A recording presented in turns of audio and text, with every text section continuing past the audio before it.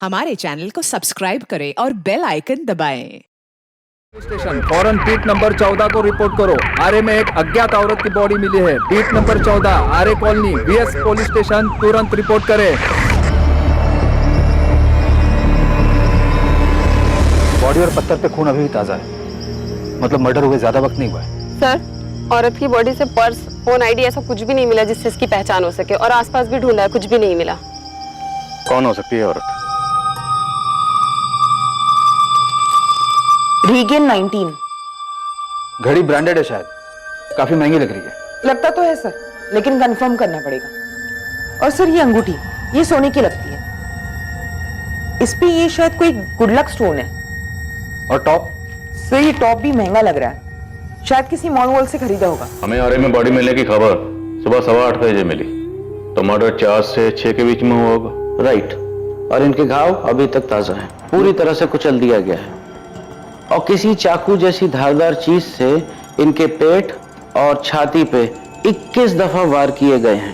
21 बार किस तरफ इशारा करते हैं? इशारे का तो पता नहीं संजय, बट नफरत जरूर दिखती है। Sexual assault? नहीं, बट ये सेक्सुअली एक्टिव जरूर थी। आखिर कौन हो सकती है औरत? क्या कहानी है इसकी? क्यों किसी ने इस औरत को इतनी बेरहमी से मारा? एक औरत जिसका बड़ी बेरहमी से कत्ल किया गया था। कौन थी औरत और क्या थी इसकी कहानी? और यह तभी पता चल पाता जब इसकी पहचान हो पाती, और इसकी पहचान ढूंढना ही इस केस में पुलिस के लिए सबसे बड़ी चुनौती बनने वाली थी। औरत को गायब हुए 2 दिन से ज्यादा हो गए, लेकिन कोई रिपोर्ट नहीं लिखवाई गई। कोई कहने आरे के आसपास पता की, शायद कोई औरत गायब हुआ रिपोर्ट ना लिखवाई गई। खबरियों को काम पर लगाया सर, पर अभी तक उनसे भी कोई इन्फॉर्मेशन नहीं आई है, और ना ही सामने से कोई मिसिंग होने की बात आई है। हो सकता है सर, क्योंकि पोस्टमार्टम रिपोर्ट के हिसाब से इस औरत का मर्डर 4 सितंबर की सुबह 4 से 6 के बीच हुआ है। वेस्टर्न एक्सप्रेस हाईवे से जो सर्विस रोड उतरता है आरे की तरफ, जहाँ इसकी लाश मिली, वो ज्यादा अंदर भी नहीं है। पॉसिबिलिटी है कि इसकी अर्ली मॉर्निंग की फ्लाइट हो। बॉयफ्रेंड या हस्बैंड साथ में हो, उसी ने इसको रास्ते में मार डाला, चेहरा बिगाड़ के फेंक दिया ताकि बॉडी की पहचान ना हो सके। अगर ऐसा है तो फिर इसने अपनी फ्लाइट मिस की होगी। एयरपोर्ट अथॉरिटी के रिकॉर्ड्स में इसका नाम जरूर होगा, वहां से पता करो। पैसेंजर का नाम क्या है? नाम नहीं पता, अब तक उसकी पहचान नहीं हुई है। हमें पक्का पता नहीं है कि उसकी फ्लाइट मिस हुई है, लेकिन अगर आपके रिकॉर्ड्स में कोई ऐसी औरत है जिसकी उम्र 28 से 30 साल है और उसने अपनी फ्लाइट मिस की, तो हमारे पास एक लीड हो सकती है। रीगेन 19, ये जीन्स का ब्रांड हमने लास्ट ईयर 2018 फरवरी में लॉन्च किया था। जीन्स के लेवल पे जो मार्किंग है, शायद उससे पता चल जाए कि जीन्स किसने खरीदी थी। इम्पॉसिबल तो नहीं कहूंगी, पर ये जीन्स एग्जैक्टली किसने खरीदी है ये पता लगाना थोड़ा कॉम्प्लिकेटेड होगा, क्योंकि हम ऑल ओवर कंट्री में अलग अलग जगह पे सेल करते हैं ये जीन्स का। जेप्सन वॉच हमारी जुबली सीरीज की प्राइम कलेक्शन है, और घड़ी का जो मॉडल आपने भेजा है वो जुबली प्राइम लेडीज वॉच है। मिस्टर शेखर, हमें एक डेड बॉडी मिली है जिसके हाथ में एक घड़ी थी। अभी तक उस औरत की पहचान नहीं हो पाई। आप इस घड़ी की सेल डिटेल्स दे सकते हैं? कब किसने खरीदी? पर बिना नाम के मैं कैसे पता कर सकती हूँ कि उस दिन किस लेडी की फ्लाइट मिस हुई है? आपके पास ऐसी कोई तो लिस्ट होगी जिसमें उन पैसेंजर्स की डिटेल्स होगी जिन्होंने अपनी फ्लाइट मिस की है। सुबह 6 बजे से रात के 9 बजे तक 40 डोमेस्टिक और 25 इंटरनेशनल फ्लाइट्स अलग अलग टर्मिनल से हैं। अगर उस लेडी ने पहले ही चेक इन कर लिया होगा तो इनमें और भी एयरलाइंस जुड़ जाएंगी, और अगर हर एयरलाइन से मैंने लिस्ट भी मंगवा ली तब भी ये पता कर पाना मुश्किल है कि उस दिन किस लेडी की फ्लाइट मिस हुई है। लेकिन जो लॉट बनते हैं उसके स्टॉक की डिटेल तो होगी ना, कि आपने वो स्टॉक कहाँ डिस्ट्रीब्यूट किए और उन लोगों ने आगे किन्हें बेचे। अगर ये लेवल और इसके डिटेल से आप पता लगा पाए कि ये कब मैन्युफैक्चर हुई थी और किस डिस्ट्रीब्यूटर को बेची गई थी, तो शायद हम भी ये पता लगा पाए कि ये जीन्स किसने खरीदी थी। लेकिन सर, उसके लिए मुझे बैकडेट जाके सभी आउटलेट्स के स्टॉक डिटेल्स, सेल, परचेज सब चेक करना पड़ेगा, उसके बाद ही बता पाऊंगा। मिस्टर शेखर, ये इन्फॉर्मेशन बहुत जरूरी है इस केस को सॉल्व करने के लिए, उस औरत की पहचान के लिए कि वो औरत कौन थी और किसी ने उसे इतनी बेरहमी से क्यों मार डाला। पर तुम मेरी भी तो मजबूरी समझो। It's a high pressure job, यहाँ वर्क का इतना प्रेशर है, स्टाफ ओवरवर्क्ड है। मैं सिर्फ इतना कहूंगी कि कोशिश कर सकती हूँ। आप मुझे वो लेबल मेल कर दीजिए, मैं ट्राई करती हूँ। ओके सर, मैं ट्राई करता हूँ, लेकिन थोड़ा टाइम लगेगा। उस अनजान औरत की लाश से मिली चीजों की पुलिस शिनाख्त तो कर रही थी, पर कोई पुख्ता सबूत हाथ नहीं लग पा रहा था। और फिर उस औरत के हाथ की अंगूठी ने पुलिस को एक उम्मीद बंधाई कि ये औरत भारत के किस कोने से हो सकती है। बेशक किसी शहर का नाम सामने नहीं आया, पर वो किस क्षेत्र से हो सकती है ये अंदाजा लगाया जा सकता था। यह अंगूठी सोने की नहीं पीतल की है सर। सोना या पीतल में कोई फर्क नहीं पड़ता सर, असली कीमत इस स्टोन की है। ये स्टोन काफी कीमती है। कौन सा स्टोन है ये? इसे पुखराज कहते हैं और इसे इस उंगली में, तर्जनी में, इंडेक्स फिंगर में पहना जाता है। हाँ, लाश की उसी उंगली में ये अंगूठी थी। आप बता रहे थे बहुत कीमती होता है। कई लोगों का मानना है कि धन वृद्धि मतलब काम अच्छा चले, लक के लिए, सुख समृद्धि के लिए, या जिन औरतों को बच्चा नहीं होता है वो संतान प्राप्ति के लिए भी ये अंगूठी पहनते हैं। इस अंगूठी से पहनने वाले के बारे में कुछ पता चल सकता है? पहनने वाला कौन होगा, कहाँ का रहने वाला होगा? कौन का तो पता नहीं, लेकिन शायद ये उत्तर भारतीय हो सकती है। उत्तर भारत, नॉर्थ इंडिया, वो तो काफी बड़ा है, कई स्टेट्स है उसमें। नॉर्थ इंडिया क्यों? इस स्टोन की कटिंग और डिजाइन उस तरफ के लोग पसंद करते हैं। जैसे कि दक्षिण भारत, महाराष्ट्र में अलग तरह की डिजाइन और कटिंग्स लोग पसंद करते हैं, और इसे देखकर कहा जा सकता है कि ये नॉर्थ इंडियन डिजाइन की है। अंगूठी से और कुछ पता चल सकता है? किस ज्वेलर ने बनाई, कोई कोड वगैरह, खरीदने या बेचने वाले के बारे में कुछ? नहीं सर, ऐसा कुछ नहीं। गोल्ड रिंग होती तो कोड होता, ये तो सिंपल प्लेन अंगूठी है सर। उस अनजान औरत की डेड बॉडी की फोटो, उससे जुड़ी हर जानकारी उत्तर भारत के हर छोटे बड़े शहर में भेजी गई। स्थानीय लोकल नेटवर्क को भी डेड बॉडी से जुड़ी तमाम जानकारियां दी गई, इस उम्मीद में कि शायद कहीं कोई मिसिंग कंप्लेंट दर्ज हुई हो जो इस औरत से मैच करती हो, और डेड बॉडी की पहचान पर अटके हुए इस केस की तहकीकात को आगे बढ़ने में मददगार साबित हो। सर, हमने खबरियों को काम पर लगाया है। गोविंद ने भी अपनी पूरी टीम को वेस्टर्न सबब के सारे होटलों में चेक करने के लिए भेजा है, पर प्रॉब्लम यह है कि बॉडी का चेहरा ही नहीं है। चेहरा नहीं, लेकिन बॉडी की बाकी चीजें तो हैं। कपड़े, घड़ी, अंगूठी, सैंडल, ये सब। हो सकता है विक्टिम मुंबई में कहीं बाहर से आई हो, तो किसी न किसी होटल में चेक इन किया होगा। उस होटल के सीसीटीवी में कैप्चर जरूर हुई होगी। सर, हमने सब जगह देखा, पर ऐसा भी कुछ दिखाई नहीं दिया।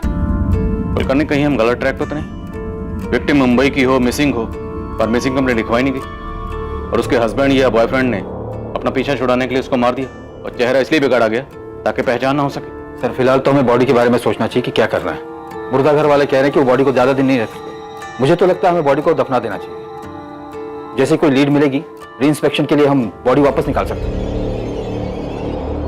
North India, Lucknow, Jepson jubilee prime watch से एक इंफॉर्मेशन आई है। 17 अप्रैल 2019 को लखनऊ के एक आउटलेट से सेम मॉडल की घड़ी खरीदी गई थी। ये उसका बिल है।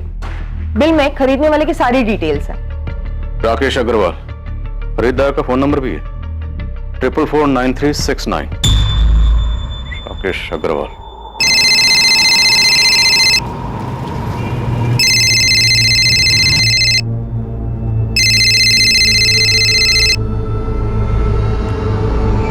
हेलो, राकेश अग्रवाल जी बोल रहा हूँ। आप कौन? मैं मुंबई पुलिस से पीआई संजय कुमार बोल रहा हूँ। जी कहिए सर। राकेश जी, आपने 17 अप्रैल 2019 को एसके मॉल में जेपसन वॉच के आउटलेट से जेपसन जुबली प्राइम वॉच खरीदी थी। हाँ तो आप बता सकते हैं वो घड़ी आपने किसके लिए खरीदी थी? आप ये क्यों पूछ रहे हैं? आखिर बात क्या है? क्योंकि वैसी सेम घड़ी हमें मुंबई में एक औरत की डेड बॉडी पे मिली है। उसका मर्डर 4 सितंबर को हुआ था। हाँ तो सर मिली होगी, इससे मेरा क्या लेना देना? देखिए सर, वैसे पूरी दुनिया में एकलौती घड़ी तो नहीं बनी होगी ना। हम लखनऊ पुलिस से कांटेक्ट कर चुके हैं, वो बहुत जल्द आपके एड्रेस पर पहुंच रही होगी। ये क्या बकवास है सर? अब वैसी ही घड़ी किसी डेड बॉडी पर मिली है तो इसमें मेरा क्या कसूर है? मतलब उसके लिए आप मुझे परेशान करेंगे? हम सिर्फ ये जानना चाहते हैं कि वो घड़ी आपने किसके लिए खरीदी थी। सर मैंने अपनी वाइफ के लिए खरीदी थी। ये उसका बर्थडे गिफ्ट था। 20 अप्रैल को उसका बर्थडे होता है, तो इसलिए मैंने 17 अप्रैल को खरीदा था। क्या नाम है आपकी वाइफ का, और इस वक्त कहाँ है? प्रिया अग्रवाल। वो किचन में है और मेरा लंच पैक कर रही है।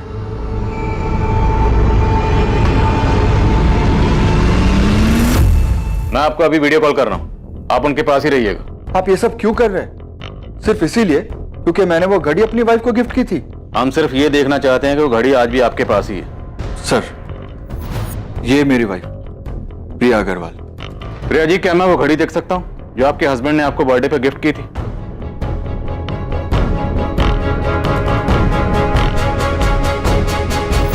इतना काफी है या और कुछ देखना है आपको, जिससे आपको और तसल्ली हो जाए? पैन कार्ड, आधार कार्ड, राशन कार्ड या और कुछ? सर, लखनऊ पुलिस ने कंफर्म किया है कि वो औरत राकेश अग्रवाल की पत्नी प्रिया अग्रवाल ही है। उन्होंने पड़ोसियों से भी पूछताछ की और डॉक्यूमेंट्स वगैरह भी चेक किए। सर आपने मुझे जो कोड दिया था उसके मुताबिक हमारे रिकॉर्ड्स में ये घड़ी राकेश अग्रवाल ने ही खरीदी थी लखनऊ में। फिर भी आपको लगता है कोई गलती हो गई है तो मैं फिर से चेक करता हूँ। लेकिन मिस्टर शेखर, मैंने आपको घड़ी का बैच नंबर, बाकी सारी डिटेल्स भेजी हैं, ऐसा कैसे हो सकता है? हो सकता है मैन्युफैक्चरिंग में कोडिंग के समय सीरियल नंबर में कुछ मिक्सअप हो गया हो। आप मुझे थोड़ा समय दीजिए, मैं फिर से चेक करता हूँ। रीगन 19 जींस की कंपनी की तरफ से अभी तक कोई जवाब नहीं आया। पूछने पर यही कह रहे हैं कि कोशिश कर रहे हैं। सर एयरलाइन से भी पता चल पाना मुश्किल है। हम हर रोज कॉल कर रहे हैं लेकिन उन पे भी काम का प्रेशर है। ऐसा कैसे हो सकता है? एक औरत गायब है लेकिन उसका पता लगाने वाला कोई भी नहीं। क्या उसकी फैमिली, रिश्तेदार, दोस्त कोई भी नहीं जो ये पता लगाना चाहे कि औरत कहाँ चली गई? The number you have called is currently switched off. Sheila, Radhika का फोन अभी भी स्विच ऑफ आ रहा है। पुलिस क्या कह रही है? वो तो कह रही ढूंढ रही है, पर राधिका अचानक ऐसे कहाँ चली गई?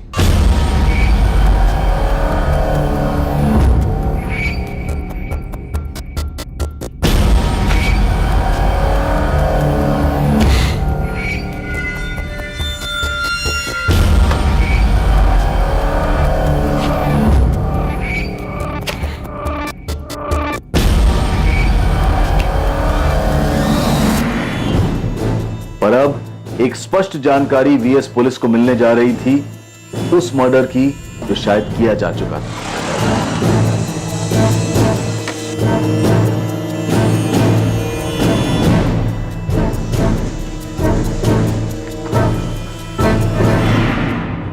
आसिफ मोहम्मद नाम है साहब उसका, मलाड वेस्ट में रहता है। उसको उठाइए, आपको सब कुछ मालूम पड़ जाएगा।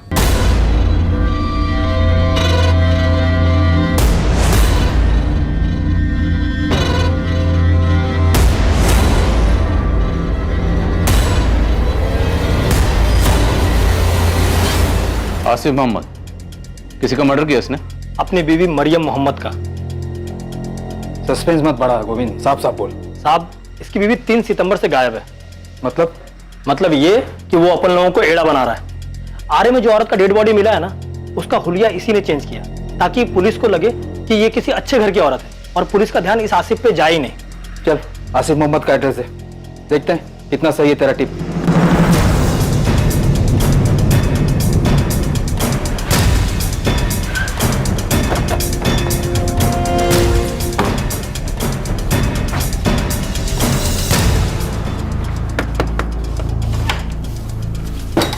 आसिफ मोहम्मद। मैं ही हूं साहब। क्या हुआ? तेरी बीवी मरियम मोहम्मद कहाँ है?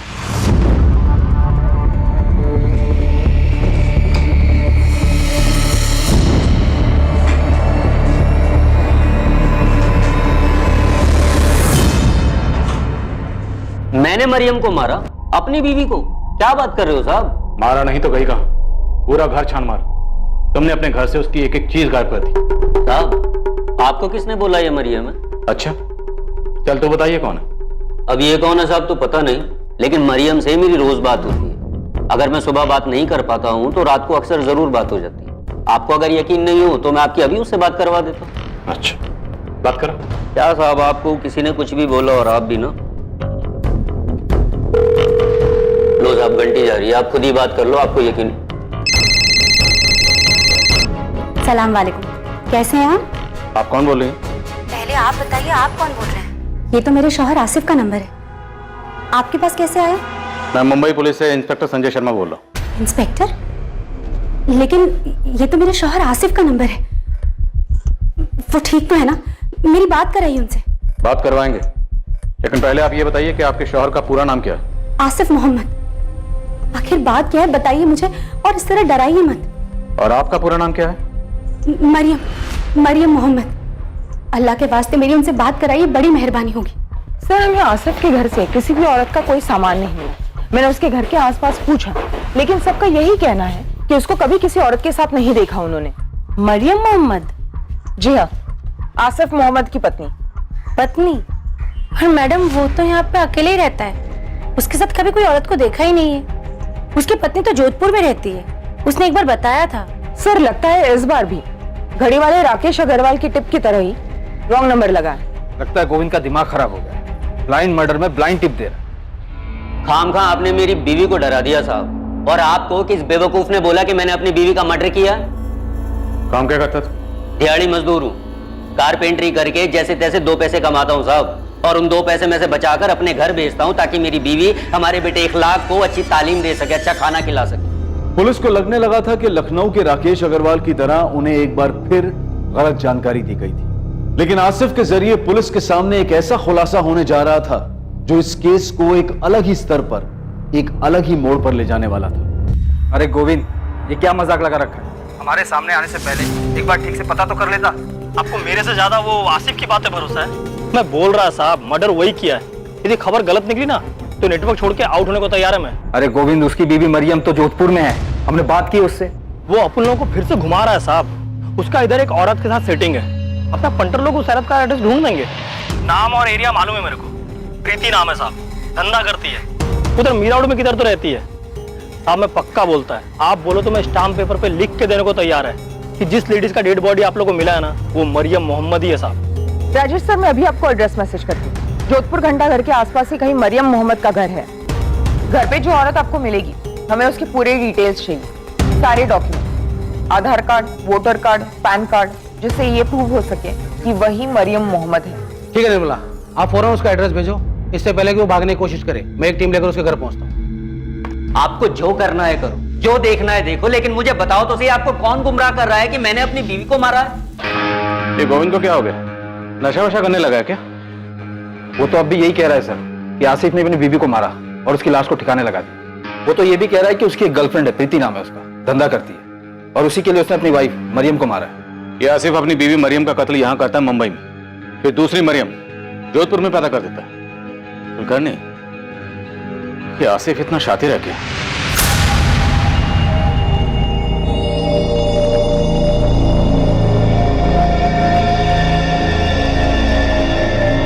ये क्या नाटक चल रहा है साहब? पहले मुंबई पुलिस आसिफ के नंबर से मुझे फोन करती है और अब आप लोग आकर दुनिया भर के सवाल जवाब कर रहे हैं। मैंने कहा ना कि मैं ही मरियम मोहम्मद हूँ और ये मेरा और आसिफ का बेटा इखलाक मोहम्मद है। तो आपके पास आपका कोई आधार कार्ड या वोटर आईडी तो होगा, दिखाइए। क्यों दिखाऊं?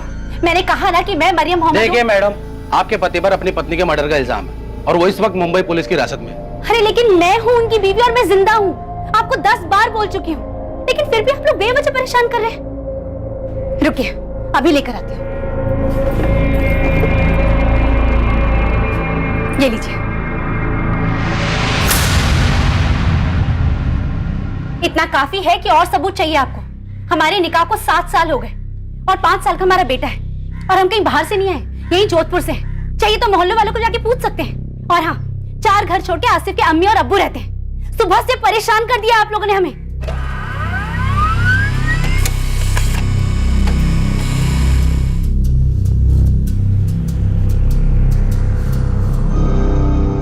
सॉलिड झोल किया साहब आसिफ ने।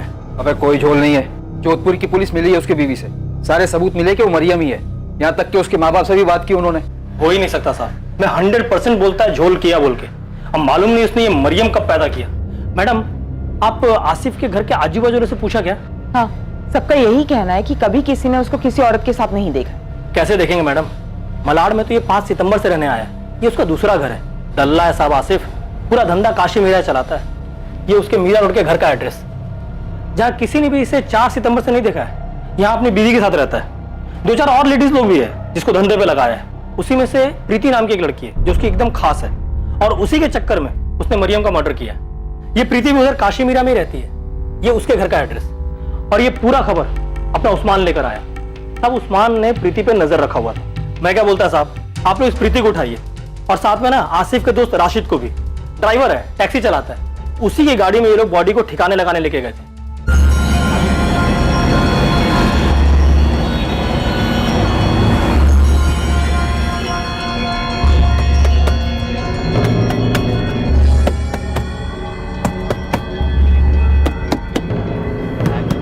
आसिफ, डिग्गी में से आवाज आ रही है। अबे तूने गला तो ठीक से दबाया था ना? हाँ यार, जब मैंने उसका गला दबाया था ना, पूरी सांस रुक गई थी उसकी। अब क्या करेंगे?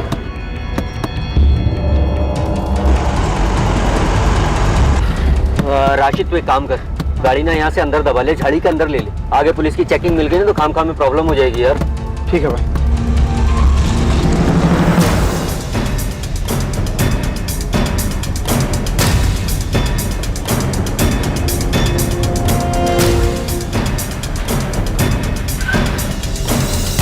साहब, ये राशिद का घर।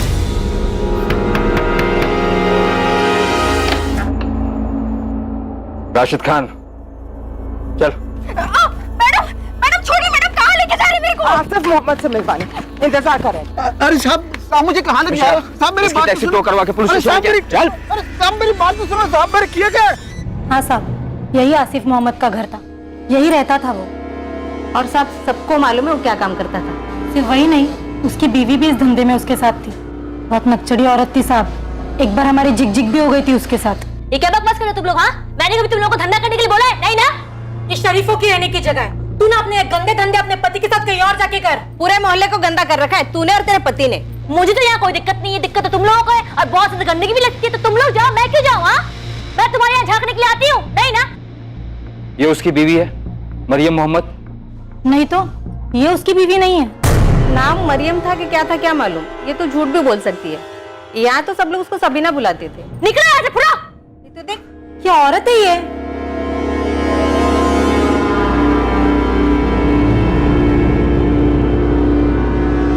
सबीना? आप लोगों में से किसी के पास सबीना की फोटो है? सब बात तो सुनो साहब, सब बात तो सुनो।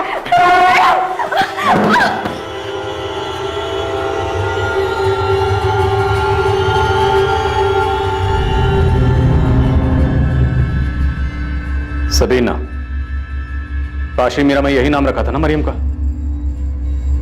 अब 2 मिनट में मुझे पूरा सच बाहर चाहिए, वरना तीनों को यहीं गाड़ दूंगा। इसी को मारकर फेंका था ना आरे के जंगलों में? यही है ना तेरी बीवी? इसलिए मरियम मोहम्मद।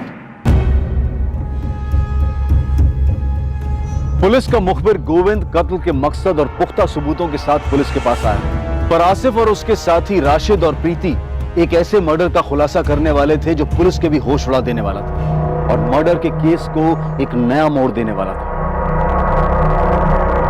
हाँ साहब, हमने यहीं से मारा है, लेकिन ये मरियम नहीं है, सबीना है। मरियम तो मेरी पहली बीवी का नाम है, जोधपुर में रहती है, जो आपकी बात कराई थी ना मैंने फोन पे। वे सबीना कौन है? सबीना कुरैशी, ये भी धंधा करती थी साहब। मैं दिल्ली में मिला था इसे। मैं दिल्ली में 4 साल से काम कर रहा था साहब, वहीं 2 साल पहले इससे मिला था। ये लो, इस एड्रेस पे जाना है। और ये कैसे कपड़े पहन रखे हैं तुम लोगों ने? अरे थोड़े ढंग के कपड़े पहन के जाना, बड़े लोग हैं, समझ गई? और सुनो, जो बोले चुपचाप कर देना, पुश करके आना। बहुत मोटी पार्टी है, रेगुलर क्लाइंट बनाना है उन्हें। जी मैडम। अच्छा एक बात और, होटल के रिसेप्शन पे जाके ना खुद को गेस्ट बताना। क्या बताओगी?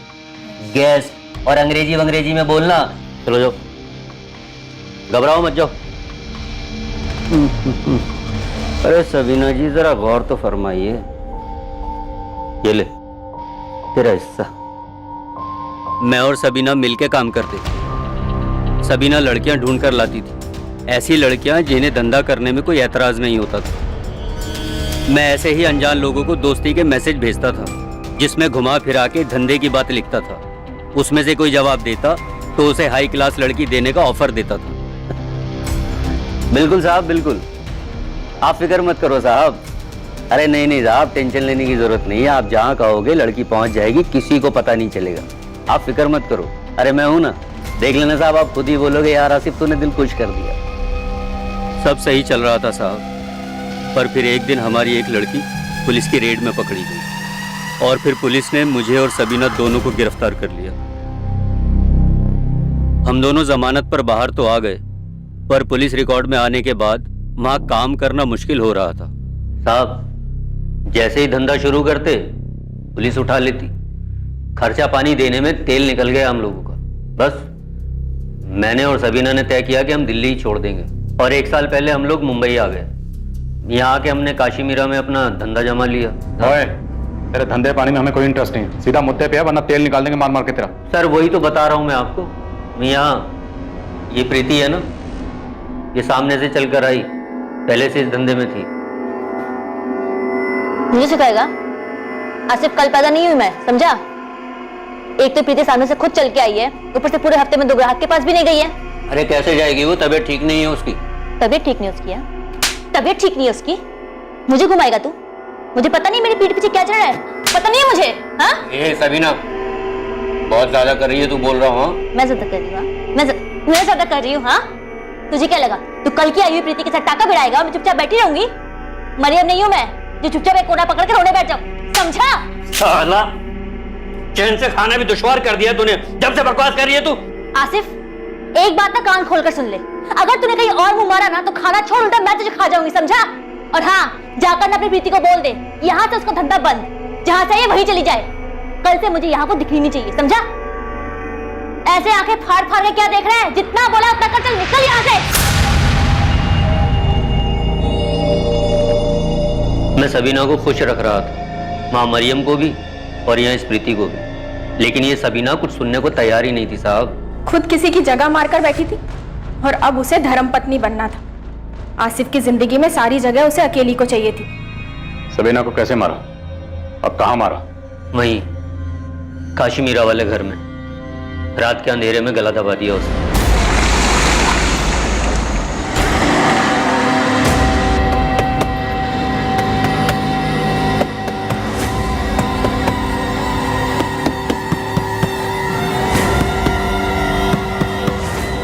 हम तीनों उसकी बॉडी चैम्बूर में कचरे के ढेर में फेंकने वाले थे, पर फिर हमें प्लान चेंज करना पड़ा साहब।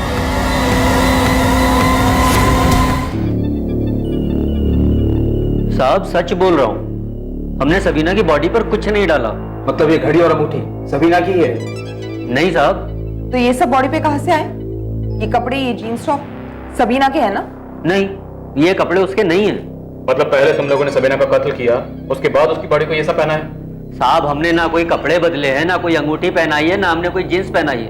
हमने बस पत्थर उठाया और उसका चेहरा बिगाड़ा है ताकि कोई उसकी लाश को पहचान ना सके साहब। राशिद, प्रीति, आसिफ, तुम लोग दिमाग खराब मत करो। ध्यान से देख, इसकी बॉडी पे ये सबीना की बॉडी है, इसकी बॉडी पे ये नहीं साहब, ये सबीना की लाश नहीं है। ये मत सोचना कि बॉडी के कपड़े बदल दिए तो तुम दोनों मर्डर के चार्ज से बच जाओगे। सबीना का कोई रिश्तेदार है? पता नहीं, 2 साल पहले दिल्ली में मिली थी, तब तो बोल रही थी कि मेरे दुनिया में कोई नहीं है साहब। ओए, ज्यादा नाटक मत कर, ये बॉडी सबीना की है ना? जब मैंने आपको बता दिया कि मैंने इसे मारा है, तो भला मैं अब क्यों झूठ बोलूंगा कि लाश सबीना की नहीं है? आसिफ सच बोल रहा है साहब, सबीना ने रात सलवार और हरा कुर्ता पहना था, ऐसा कुछ भी नहीं छोड़ा जिससे उसकी पहचान हो सकती थी। साहब ये आसिफ एक नंबर का झोलर आदमी है। यहाँ एक औरत को अपनी बीवी बताता है और पकड़ा जाता है तो पता चलता है बीवी तो जोधपुर में है। बहुत चालाक आदमी है साहब ये। उसे अच्छी तरह से पता है कि अगर उसने कबूल नहीं किया तो हमें ये साबित करने में मुश्किल होगा कि ये सबीना की बॉडी है, इसलिए उसने सारी प्लानिंग पहले से की थी। सबीना की बॉडी के कपड़े, जूते, ज्वेलरी सब कुछ बदल दिया गया ताकि अगर कभी पकड़े भी गए और जुर्म कबूल भी करना पड़ा तो बॉडी पहचानने से मना कर दे।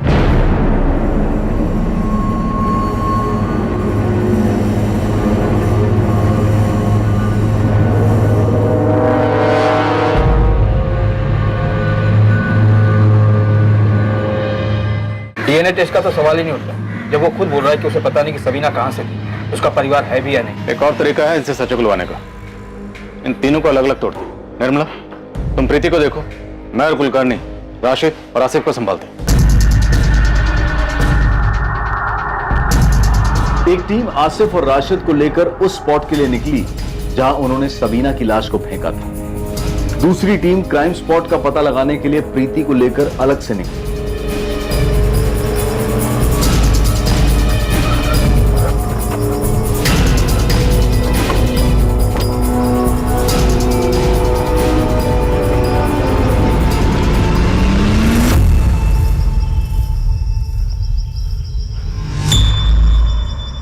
बता, बॉडी कहाँ फेंकी थी और जिस पत्थर से चेहरा बिगाड़ा था वो पत्थर कहाँ था?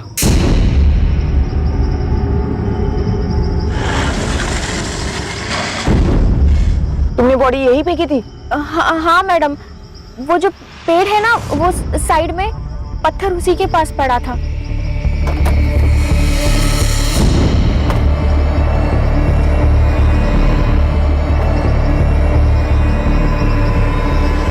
मैडम राशिद ने पत्थर यहाँ से उठाया था और सबीना की लाश यहाँ पड़ी थी। पक्का तुमने बॉडी यही फेंकी थी?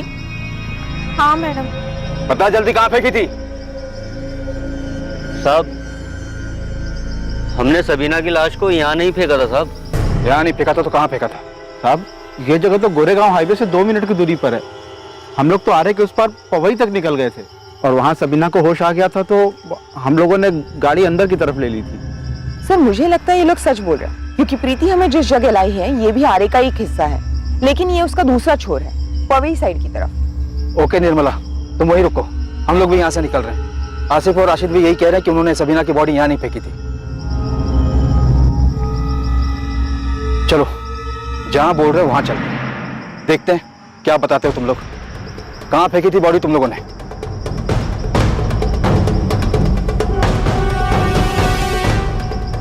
हैरानी की बात यह थी कि आसिफ मोहम्मद और राशिद खान पुलिस को ठीक उसी जगह लेकर गए जहां प्रीति पुलिस की दूसरी टीम को लेकर पहुंची।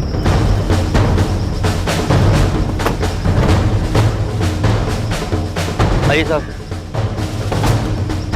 साहब, हमने सबीना की लाश को उस पेड़ के पास फेंका था और पत्थर भी वहीं था साहब।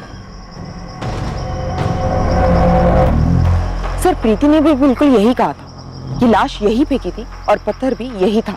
ये एरिया तो हमारे अंडर में आता भी नहीं, ये तो सीआर मार्ग पुलिस स्टेशन के अंडर में आता है। और दूसरी तरफ आसिफ कह रहा है कि उसने अपनी बीवी सबीना को 3 सितंबर की रात को गला दबाकर मारा। हमें बॉडी 4 सितंबर को मिली और पोस्टमार्टम रिपोर्ट के हिसाब से मर्डर 4 सितंबर की सुबह 6 बजे के आसपास हुई। तो फिर इस हिसाब से जो बॉडी हमें मिली वो सबीना की नहीं हो सकती, फिर किसकी बॉडी है? हमें सीआर मार्ग पुलिस स्टेशन से पता करना चाहिए कि क्या 3 सितंबर की सुबह उन्हें यहाँ से कोई बॉडी मिली थी या नहीं। हाँ, आप बिल्कुल ठीक कह रहे हैं। 3 सितंबर की सुबह उस जगह हमें एक औरत की बॉडी मिली थी जिसका चेहरा बहुत बुरी तरीके से कुचल दिया गया। 3 सितंबर की सुबह बॉडी मिली थी? हाँ, पोस्टमार्टम की रिपोर्ट से भी यही पता चला है कि 2 सितंबर की रात को गला घोंटकर उसका मर्डर किया गया। आसिफ, तुम कह रहे हो कि तुमने सबीना का मर्डर 3 सितंबर के रात को किया, सही है?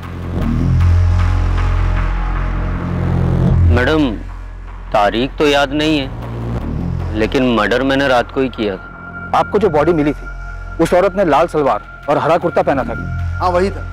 और अभी 4 दिन पहले ही हमने उसकी बॉडी को दफनाया, लेकिन अभी तक हमें उसकी कोई पहचान नहीं हो पाई। आपको इस केस के बारे में कोई लीड मिला है क्या? हाँ, शायद। हाँ साहब, ये सबीना ही है। ये आसिफ सच बोल रहा है। ये लाल सलवार और ये हरा कुर्ता हमें बॉडी से ही मिले। संजय जी, आपने हमारा केस ही सॉल्व कर दिया। रोहिन, तेरी टिप ने श्रीकांत का केस तो सॉल्व कर दिया, लेकिन हमारा केस अभी वहीं अटका हुआ है। सवाल अभी यही है कि औरत कौन थी, उसे किसने मारा, क्यों मारा। ये तो मेरे को ही समझ में नहीं आ रहा साहब। पहली बार ऐसा हुआ है कि इतना खोद के निकालने के बाद पता चला कि मर्डर तो हुआ है, पर अपने केस के अलावा दूसरा ही केस सॉल्व हो गया और अपना केस वहीं का वहीं रखड़ रहा है। जैसे आसिफ सबीना को मारकर चुप बैठा था, वैसे कोई है जो इसे मारकर चुप बैठा है और इसे कोई पूछने वाला नहीं। शायद हो सकता है कि पूछने वाला हो और पूछ भी रहा हो, लेकिन उसे जवाब ना मिल रहा। अब तो मेरा यकीन और भी पुख्ता हो चला, ये औरत मुंबई की नहीं थी, ये औरत किसी दूसरे शहर से मुंबई में आई हो।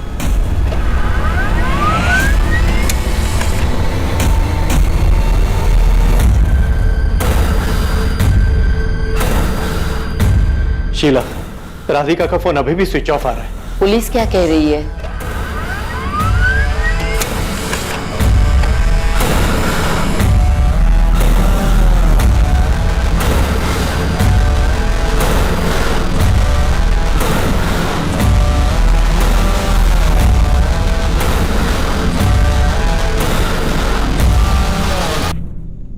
ये नैना सब्रवाल है और ये है उसका बॉयफ्रेंड आशीष मिश्रा।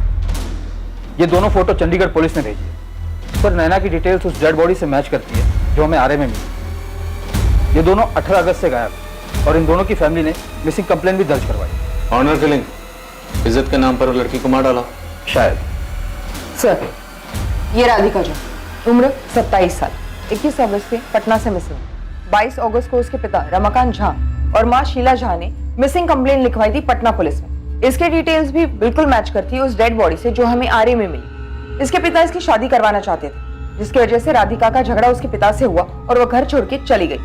उसके बाद से उसकी कोई खबर नहीं। मरने वाली की पहचान अब तक अनकही अनसुनी थी। क्या यह राधिका या नैना में से किसी एक की कहानी थी? या फिर ये कोई और ही थी जिसके बारे में पुलिस अब तक बेखबर थी? सर मुझे लगता है इस आसिफ को और तोड़ना चाहिए। जैसे 3 सितंबर की रात को उसने सबीना को मार के फेंका था, शायद इन्हीं लोगों ने 4 सितंबर की सुबह किसी और को मार के फेंक दिया होगा।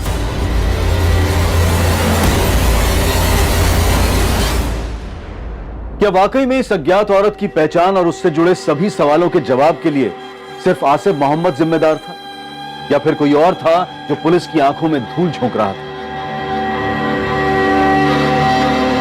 राकेश, जो घड़ी तुमने मुझे मेरे बर्थडे पे गिफ्ट की थी, पुलिस फोन करके उस घड़ी के लिए इतने सवाल क्यों कर रही है? तुम क्या कहना चाहती हो प्रिया? तुम्हें लगता है कि वैसी घड़ी मैंने किसी और को भी गिफ्ट की है? की है क्या? एक तरफ एक अनजान पीड़ित औरत की लाश जमीन के नीचे दफन थी और दूसरी तरफ जुर्म करने वाला अपराधी भी गुमनामी के पीछे छुप गया था। और ये गुमनामी पीड़ित की पहचान न हो पाने की वजह से पैदा हुई थी। वो पीड़ित जो खुद अपनी कहानी बयां नहीं कर सकती थी कि उसके ऊपर क्या बीती थी।